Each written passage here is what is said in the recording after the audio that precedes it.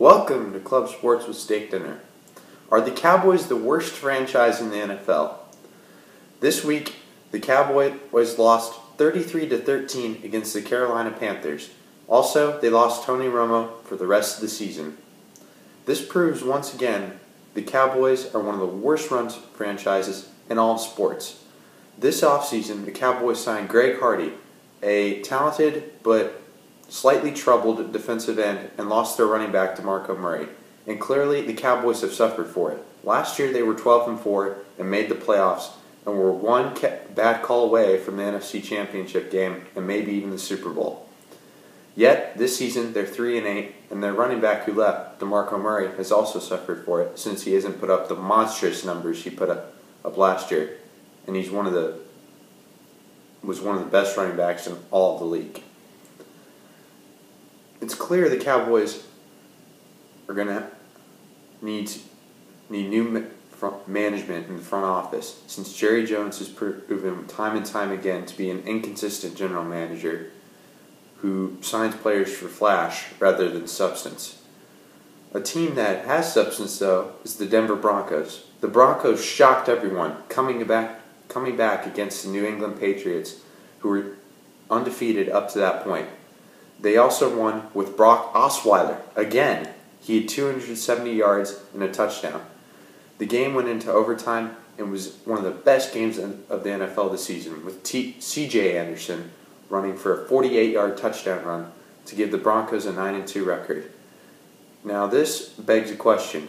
Can the Broncos go to the Super Bowl with Brock Osweiler? Quite frankly, I think they can, because Osweiler's played extremely well in the past 2 weeks and has played against really good teams in bad weather, which is something you have to do in the playoffs, obviously. Speaking of playoffs, the college football playoff is coming up very soon. This week are the conference championships. The Big Ten championship is Iowa versus Michigan State. The ACC championship is Clemson versus North Carolina. And the SEC championship is Alabama versus Florida. Now, it's unlikely that teams like Ohio State or Notre Dame will get in, but if one of these three teams loses their conference championship games, it could leave room for Notre Dame or Ohio State. My top four are Clemson, Alabama, Oklahoma, and Michigan State. Now for a more serious matter. Kobe Bryant dropped a bombshell this week. He's finally announced his retirement after 20 seasons in the NBA. Now we can talk about his legacy.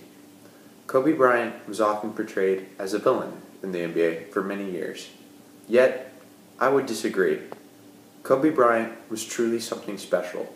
He's one of the 5 greatest players to ever set foot on a basketball court. Even though the media just portrayed him as some punk trying to be a mini Jordan, he proved everybody wrong, proving by becoming the NBA's third leading all-time scorer. There will never, ever be anybody else like Kobe Bryant. He was just as good as Jordan in about every way. Subscribe to more savory sports action with Steak Dinner, Club Sports.